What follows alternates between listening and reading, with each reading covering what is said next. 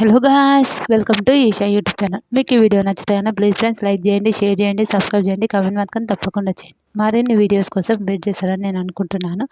మరిన్ని వీడియోస్ చాలామంది చెప్తారు నామినేషన్ గురించి మాట్లాడతాం. నామినేషన్ గురించి మాట్లాడే ముందు ఫస్ట్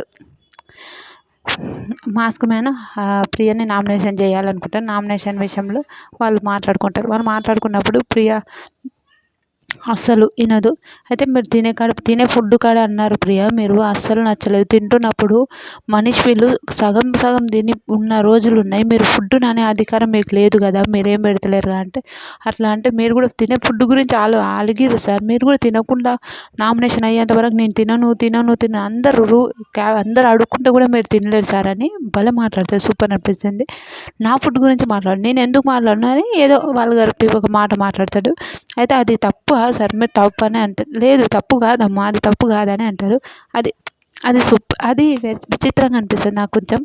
కానీ హరీష్ అయితే కొంచెం వెరైటీగానే ఆలోచిస్తాడు, వెరైటీగానే ఉంటాడని నాకు అనిపించింది. మీకేమనిపించిందో కూడా కమెంట్ చేయండి. హరీష్ ప్రియని నామినేట్ చేస్తారు.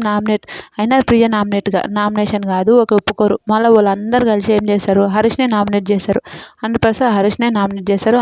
అందరికీ తెలిసిందే హరీష్ని నామినేట్ చేస్తారు. హరీష్ నామినేషన్లో ఉన్నాడని కూడా మనకు తెలిసిందే.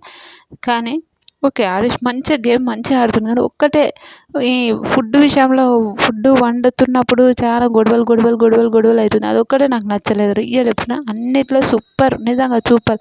ఒక బిగ్ బాస్లో ఉండే అన్ని క్వాలిటీస్ ఉన్నాయి కానీ అదొక్క క్వాలిటీ అయితే బాగాలేదు. మీకేమనిపించింది? హరీష్ మంచోడా చెడ్డోడా? ప్లీజ్ కామెంట్ చేయండి. మీకు ఇలాంటి వీడియోస్ కావాలంటే సబ్స్క్రైబ్ చేయండి.